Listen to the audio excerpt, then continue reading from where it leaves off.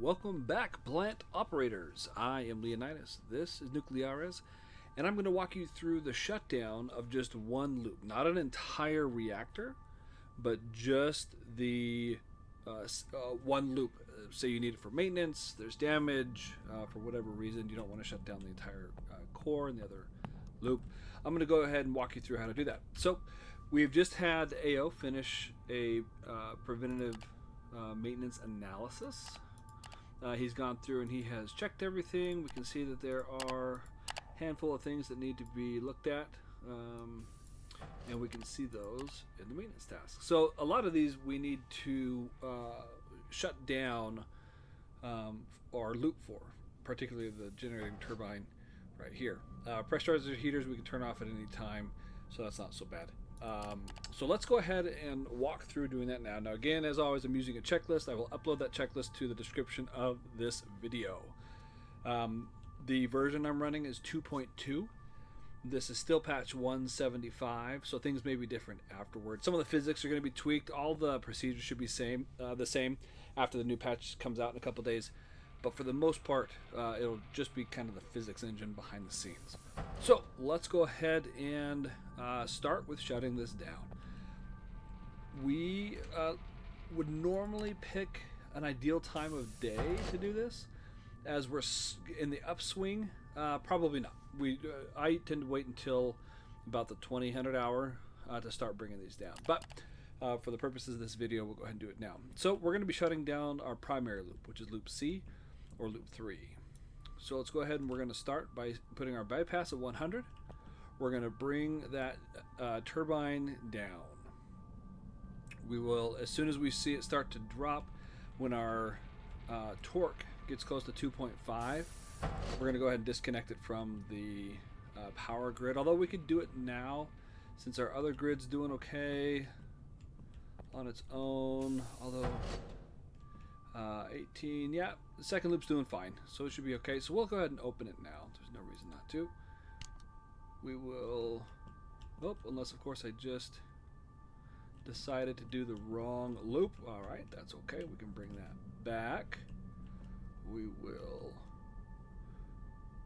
let that make its way around. Yep, be a little faster, will ya? There we go, and get it back in again. Okay, we will close that loop. So there you go. Lesson in making sure you have the correct loop selected. We'll open that one. There we are. Okay, now I've done it right. If you leave that connected and the RPMs twill down, you can damage the turbine. So that's an important note. Okay, so that is going to spin and click forever because we're still in that demand profile from the city. So I'm just going to go ahead and switch to another loop so that it's quiet. There we go. Silence is golden. Okay, so that has dropped. That's not going to affect our steam generator, our coolant, or anything. Having the turbine turned off. Let's watch our coolant here. That's already coming down. Great. Okay, so the next, after disconnecting from the grid, the bypass, we are going to set our primary coolant pump to 0. So let's go ahead and do that. This is going to stop the heat coming from our core, our reactor, to our steam generator. What we'll see is our pressure will start to drop, temperature will obviously drop, and this takes a while. So this method that I use, this high pressure system of running, where rather than leaving everything wide open and super inefficient, I have it kind of dialed down a bit. Now, don't pay attention to my numbers, because I had, I think, 20 megawatts with 15 and 3 going here, and my primary was at 10. This is not my normal run. I've been fiddling a lot with this for making videos, so please don't take that into account. Don't use that as something useful. But we're going to watch here loop 3 as our pressure and temperature drop. And this is just a waiting game. We are just going to wait for a little while. I think we are going to open up our MSCV all the way to allow all of our steam out. Switch that up to 100. We're going to put our primary coolant speed on this loop at 25. Get the coolant in there and help it cool down a little bit faster.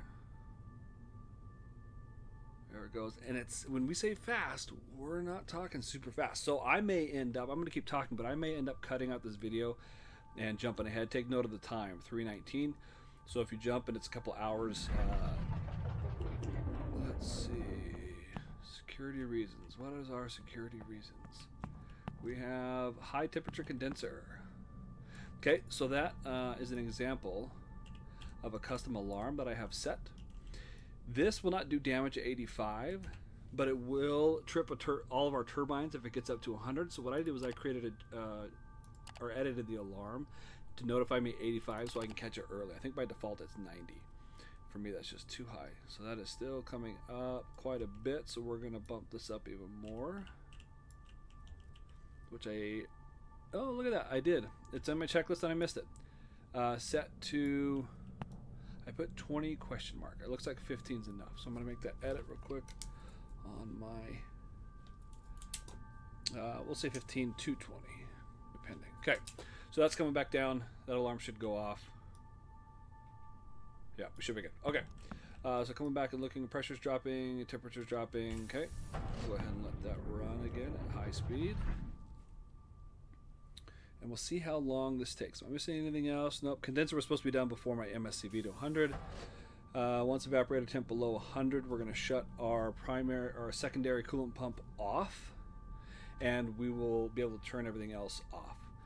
So if we wanted to, while we're waiting for this, we could get, if we had something needed to be done on the primary coolant loop or pump for this loop, we could have AO doing that now. We would just turn it off. We know it's off when the lights go out, and AO could start doing that. But he will only add things to our maintenance tasks once they're above 10%. So there's a lot of things in our maintenance report that have wear, but they're not up to that threshold of 10%, so he won't even touch them. So our primary circuit, right, on loop 2, that's or loop 1, that's the one we just shut down. It's only at 5% wear. Secondary is a little higher, but they're not at that 10% threshold, so he wouldn't even do any maintenance on them right now. So we will go ahead and wait for this to get below 100, and so I will probably skip the ahead at this time. So check the time. It's 3:56. I'll see you when it's back ready to go. Alrighty, welcome back. Our steam generator temperature is just reaching 100. Once it drops below 100 again, it has stopped generating steam while you were gone. And note the time, I think over a couple hours in game time have passed. So it is a slow process. There's not really a good way to cool this off quickly. While you were gone, this got really low, and so I turned it from 15 to 10, because again, the higher this is, the more efficient it is. We don't want it to be too low, but we are below 100. So at this point, we could shut off our pump if we needed to service it. In my case, where the only maintenance tasks I had were the turbines, I didn't need to shut down the entire loop.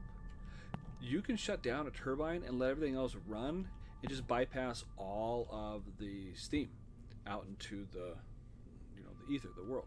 So it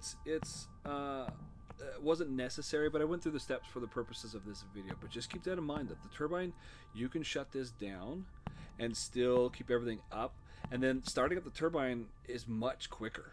That'll be my next video after a loop, quote unquote, shutdown.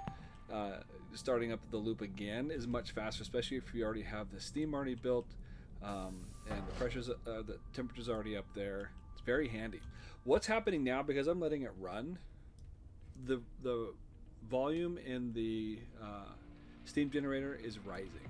Pressure keeps coming down. If I let this go forever, eventually it will overload, which obviously is a bad thing.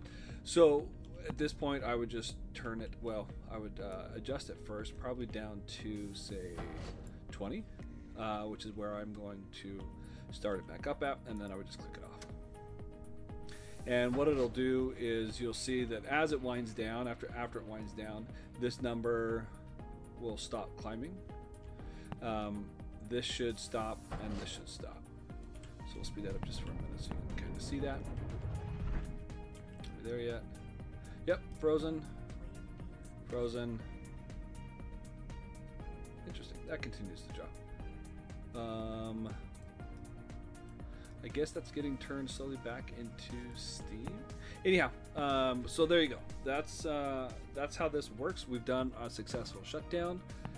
We can now let AO perform any maintenance he needs, and in the next video I will show you starting this back up. So thank you for watching, and I will see you again soon.